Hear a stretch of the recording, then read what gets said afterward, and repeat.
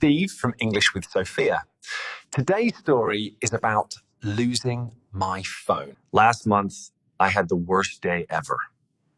It started normally, but ended terribly. I woke up late for work. My alarm didn't go off for some reason. I rushed to get ready. Shower, clothes, coffee, keys, ever fast. I grabbed my bag and ran to... During lunch break, I reached for my phone. My pocket was empty. No phone. I checked my other pocket. Nothing. My bag? Not there either. Pure panic set in. "Where's my phone?" I said out loud. My coworker looked at me, concerned and worried. I searched my desk frantically, under papers, in drawers, everywhere possible. Still nothing found. I tried to remember. When did I last use it?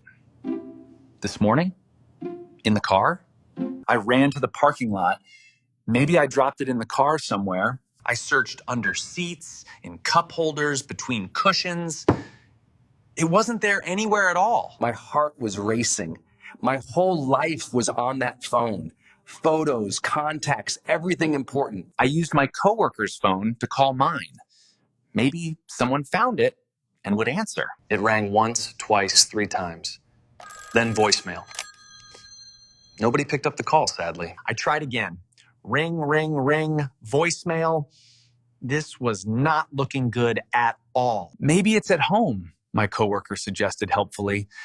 Did you check there before leaving? I couldn't remember. This morning was so rushed and chaotic. Everything was blurry now. Work ended at 5. I drove home quickly, hoping my phone was there. At home, I searched everywhere. Kitchen counter, bedroom, bathroom, living room. Every single place. I checked the couch cushions. I looked in the refrigerator. Yes, the refrigerator.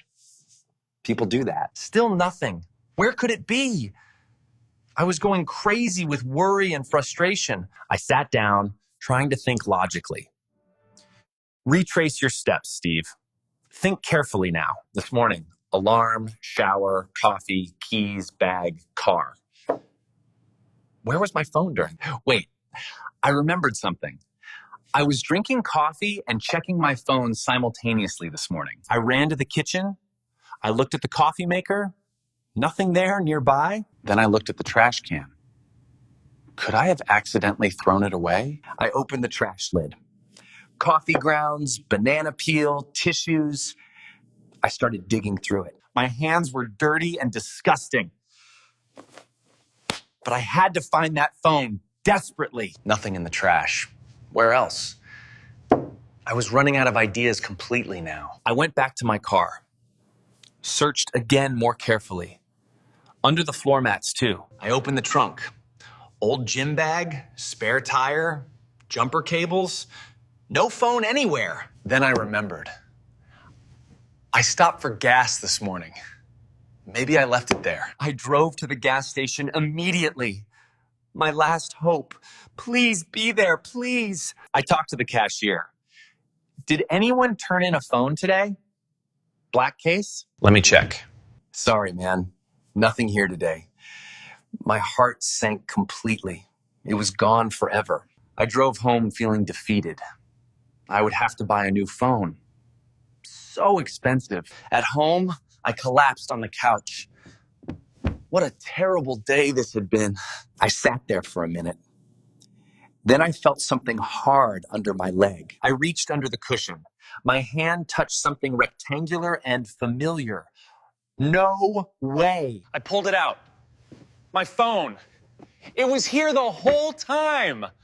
Under the couch cushion. I must have sat on it this morning while putting on my shoes quickly. I laughed and cried simultaneously.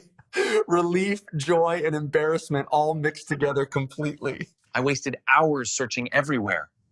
And it was under me the entire time. So stupid. This experience taught me important lessons. First, slow down in the mornings. Rushing causes mistakes. Second, check obvious places first, like where you were sitting. Start simple always. Third, maybe don't panic so quickly. Take a breath. Think calmly and logically first. So, did you understand my phone nightmare story? Could you follow my crazy search? I hope this made you laugh. We all lose things sometimes. It's normal. Thanks for watching English with Sophia. I'm Steve. Subscribe for more funny life stories. Comment below. What's the weirdest place you found something lost? Tell me your stories. Goodbye. I never thought my life would change so dramatically. It all started on a cold Monday morning in December. I was sitting in my small apartment, staring at my laptop screen, feeling completely lost and unmotivated. My job had become boring and repetitive. Every day felt exactly the same as the one before. I knew deep inside that I needed to make a change, but fear was holding me back. That morning, I received an email that would transform everything. It was a job opportunity in another city. My heart started racing. This was the chance I had been waiting for, but doubts filled my mind. And should I leave my comfort zone? Should I risk everything for an uncertain future? These questions haunted me. I called my best friend, Sarah. She always knew how to give me the right advice. Listen, you'll regret it forever if you don't at least try. What's the worst that could happen? Her words echoed in my mind for hours. She was absolutely right. I had nothing to lose. The next day, I submitted my application with trembling hands. My entire body was filled with nervous energy. 2 weeks passed slowly. Every morning, I checked my email anxiously, hoping for a response. Finally, the reply came. They wanted to interview me. I couldn't believe my eyes when I read it. I spent the next week preparing intensively. I researched the company, practiced answers, and studied their industry. The interview day arrived. I put on my best suit and looked at myself in the mirror. You can do this. Believe in yourself and show them what you're capable of. The interview lasted 2 hours. I answered every question confidently, drawing from all my preparation and experience. The interviewers seemed impressed. They smiled and nodded as I spoke about my skills and accomplishments. 3 days later, my phone rang. It was them. My hands were shaking as I answered. Congratulations. We'd like to offer you the position. Can you start next month? I couldn't speak for a moment. Tears of joy filled my eyes. I had actually done it. The next few weeks were a whirlwind of activity. I packed my belongings, said goodbye to friends, and prepared mentally. Moving day came quickly. As I drove away from my old apartment, I felt both sad and excited. My new city was beautiful and vibrant. Tall buildings stretched toward the sky, and people moved with purpose everywhere. The first day at work was overwhelming. Everything was new, everyone was a stranger, and I felt small. But my colleagues were welcoming and kind. They helped me settle in and made me feel part of the team. My manager, Mr. Johnson, was particularly supportive. He believed in giving everyone a fair chance to prove themselves. The work was challenging but exciting. Every project pushed me to learn new skills and think creatively. Months passed, and I grew more confident. I was contributing valuable respect from my peers. You've exceeded all our expectations. We're promoting you to team leader. I was speechless again. In less than a year, I had gone from feeling stuck to leading a team. That night, I walked through the city streets, reflecting on my incredible journey and transformation. I thought about how one decision, one moment of courage had completely changed my life's direction. I called Sarah to share the amazing news. She screamed with excitement and said she always knew I could do it. Remember when you were scared? Look at you now. You're absolutely thriving and inspiring others. As team leader, I faced new responsibilities. I had to motivate others, make difficult decisions, and lead by example. It wasn't always easy. There were stressful days when problems seemed impossible to solve. But I learned that challenges are opportunities in disguise. Each obstacle made me stronger and wiser. I started mentoring younger employees, sharing my experiences and encouraging them to pursue their dreams fearlessly. Seeing others grow and succeed because of my guidance became my greatest source of satisfaction and pride. A year later, the company launched a major project. They chose me to lead it. It was huge. The project required creativity, dedication, and teamwork. We worked long hours, but the atmosphere was energizing and positive. There were setbacks and difficulties along the way. Some days, we felt like giving up completely. But our team stayed united and focused. We supported each other through every challenge and celebrated small victories together. Finally, after 6 intense months, we completed the project successfully. The results exceeded everyone's expectations dramatically. The company held a celebration. Everyone congratulated our team. I felt proud, grateful, and incredibly blessed. Standing there, surrounded by colleagues who had become friends, I realized something profound about life. Success isn't just about achievements or promotions. It's about growth, relationships, and finding courage within yourself. It's about taking risks when fear tells you to stay safe. It's about believing in possibilities. Looking back now, I'm grateful I made that decision on that cold Monday morning in December. That one moment of courage opened doors I never knew existed. It changed everything for me. If I could give advice to anyone feeling stuck, I'd say this: don't let fear decide your future. Take the chance. Make the leap. Trust yourself. The only limits that exist are the ones you accept.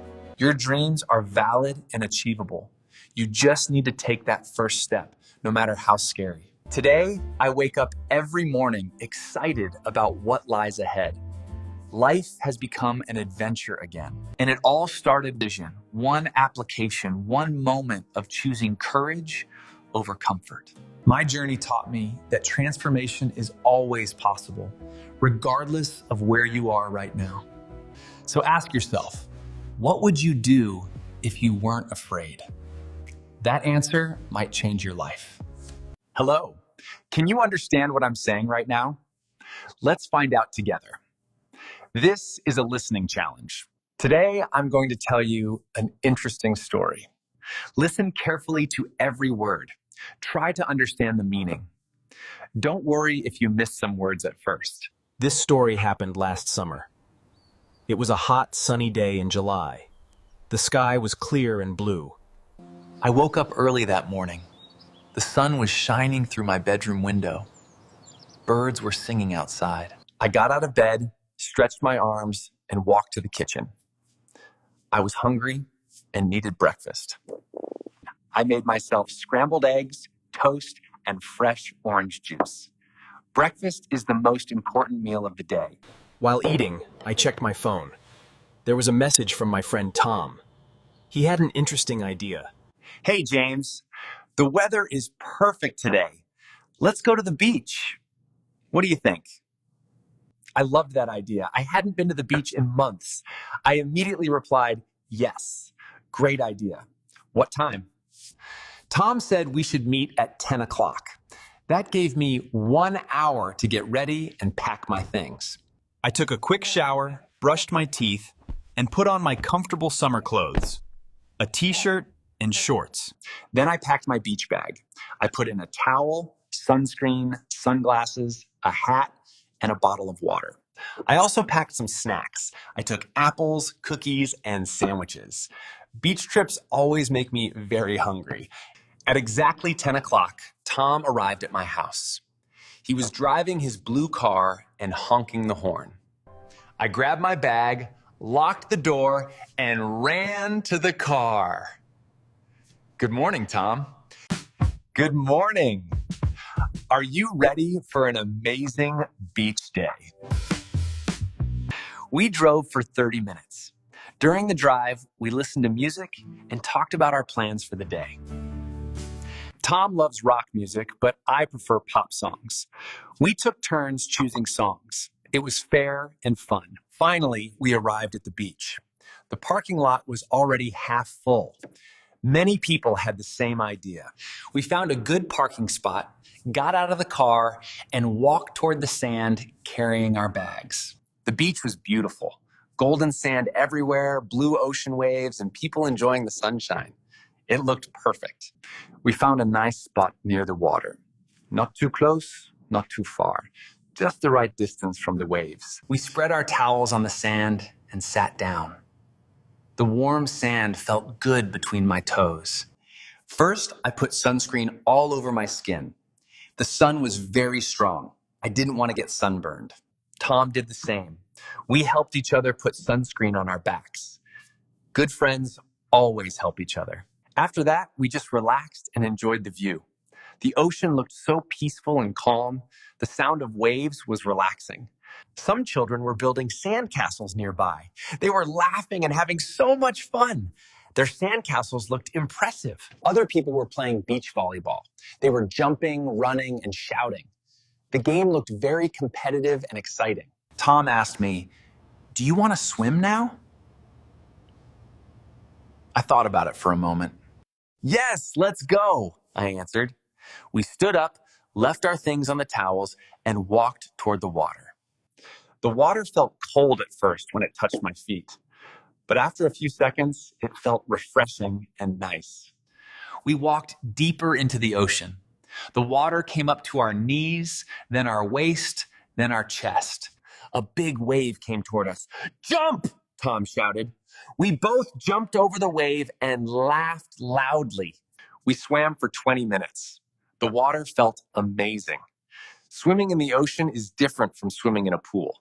I floated on my back and looked at the sky. White clouds were moving slowly. I felt completely relaxed and happy. After swimming, we went back to our towels.